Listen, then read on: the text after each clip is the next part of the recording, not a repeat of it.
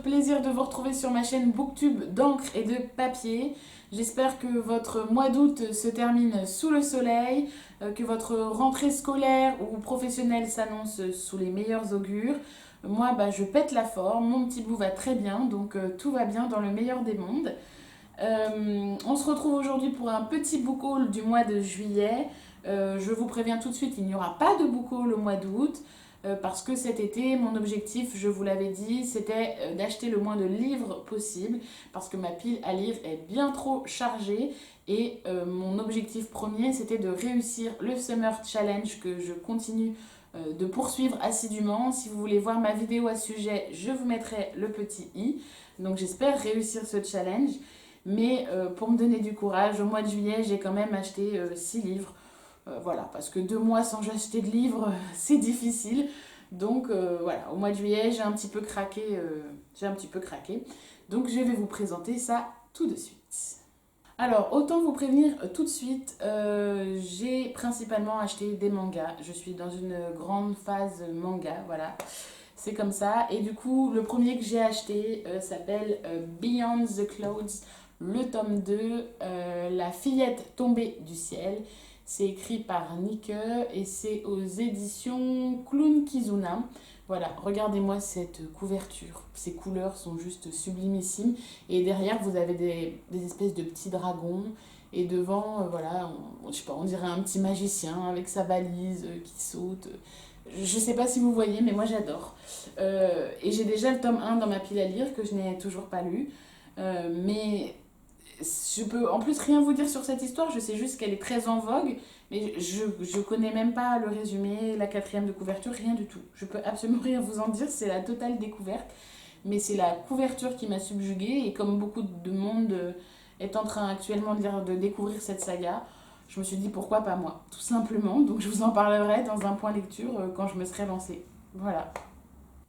Ensuite, le deuxième livre que j'ai acheté durant ce mois de juillet 2019, c'est également un manga, c'est un tome 6, c'est celui de la saga Perfect World, qui est écrite par Ri Haruga et qui est aux éditions Akata. Je vous en ai parlé dans mon Summer Challenge 2019. Voilà, c'est une série qui parle d'une jeune fille et d'un jeune homme qui tombent amoureux. Et le jeune homme est en fauteuil roulant et du coup, ça raconte leur histoire d'amour malgré le handicap physique du jeune homme. Et forcément, c'est une histoire qui est un petit peu plus compliquée qu'une histoire classique.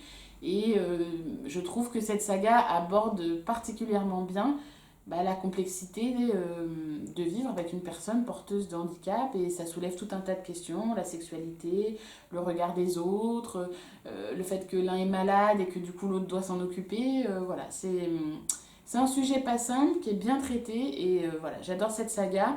Et comme mon objectif c'est de lire le tome 5 durant l'été, je me suis dit, il est temps d'avoir le tome 6 sous le coude au cas où. Donc c'est chose faite. Ensuite, pour continuer avec les mangas, et après promis j'arrête, j'ai acheté le tome 5 et le tome 6 de The Promised Neverland, écrit par Kayu Shirai, aux éditions Kaze Shonen, je me souviens jamais. Voilà, je vous en parle tellement de cette saga que vous devez en avoir marre. Voilà, des enfants dans un orphelinat qui en fait vivent dans un monde de fantasy fantastique, et ils ne savent pas qu'à l'extérieur vivent des démons qui les considèrent comme du bétail, et du coup ils vont devoir s'échapper au destin funeste qui les attend. Voilà, ce n'est plus à redire, cette saga est géniale, moi je l'adore. Mon objectif c'est de lire le tome 4 là durant l'été, et puis après d'enchaîner avec le 5, le 6, en sachant que je pense qu'il y a bien 8 ou 9 tomes qui sont sortis. Si vous voulez en savoir plus, allez voir mes 5 ou 6 dernières vidéos, je ne parle que de cette saga. L'avant-dernier livre dont je vais vous parler dans ce book haul, cette fois-ci ce n'est pas un manga mais un thriller, et de pas n'importe quel auteur, puisqu'il s'agit de Train d'enfer pour Ange Rouge de Franck Tilliez aux éditions Pocket. Voilà, pour la petite histoire, si j'ai acheté ce thriller là durant l'été, c'est parce qu'il y a quelques semaines, quelques mois, j'ai acheté mon premier Franck Tilliez, Deuil de miel, qui est toujours dans ma pile à lire. Et je voulais absolument le lire parce que j'avais jamais eu l'occasion de découvrir cet auteur. Et j'ai une jeune femme qui m'a laissé un commentaire, ma foi, très sympathique sur une de mes vidéos en me disant il faut pas lire Deuil de miel en premier, il faut d'abord lire Train d'enfer pour Ange rouge parce qu'ils se suivent et que du coup c'est mieux de suivre l'ordre logique. Donc si je veux lire Deuil de miel, il faut d'abord que je lise celui-là. Et je vous propose de partager la 4e de couverture avec vous. Peut-être que ça vous donnera envie si vous aussi, vous n'avez jamais lu du Franck Tilliez et que, comme moi, vous adorez lire des thrillers l'été. Du coup, un cadavre en morceaux est retrouvé aux environs de Paris. La victime a été décapitée et son corps martyrisé a fait l'objet d'une mise en scène défiant l'imagination. Le commissaire Franck Charcot est dépêché sur les lieux. Les ténèbres, il connaît. Sa femme a disparu depuis 6 mois. Aucun signe de vie, aucune demande de rançon. Et cette nouvelle affaire, en réveillant le flic qui dormait en lui, va l'emmener au cœur de la nuit. Loin, beaucoup trop loin. Voilà, j'espère que vous avez frissonné, que vous avez eu peur. Voilà, je suis très curieuse de découvrir ce livre. J'en ai tellement à lire que je ne peux pas dire que je vais le lire très prochainement, mais j'aimerais beaucoup. Pour terminer, le dernier livre que je me suis procuré pendant le mois de juillet, c'est une BD. Voilà, ça s'appelle Blind Spring, c'est un tome 1, c'est aux éditions Robinson et c'est écrit par Kady Fedoruc. Voilà, si j'ai acheté cette BD, c'est pour la première de couverture. Voilà, hein, une forêt, des esprits, une petite fille rousse dans une robe blanche avec les cheveux vol au vent. Voilà, j'ai tout de suite succombé et puis en plus j'avais aperçu quelques plans, je me suis dit c'est trop beau, faut que je l'achète. Ça me faisait vraiment très envie. Si je dis pas de bêtises, c'est l'histoire d'une jeune fille qui s'appelle Tamora, qui a de la magie dans ses veines et qui du coup a survécu à une révolution qui a eu lieu il y a à peu près 300 ans. Et du coup, suite à cette révolution, elle a accepté de vivre avec les esprits pendant 300 ans et du coup elle a passé un pacte faustien avec eux en promettant de rester auprès d'eux. Et en fait il y a un jeune homme qui va la libérer de ce pacte contre son gré et ça va pas lui plaire du tout et ensuite va lui arriver tout un tas de péripéties. Je peux pas vous dire que j'attends cette lecture avec impatience parce que la vérité c'est que je tourne ce book haul un peu tard et que j'ai déjà lu la BD au moment où je vous en parle et du coup ça fausse mon engouement parce que j'étais super pressée de le lire et en fait j'ai été assez déçue.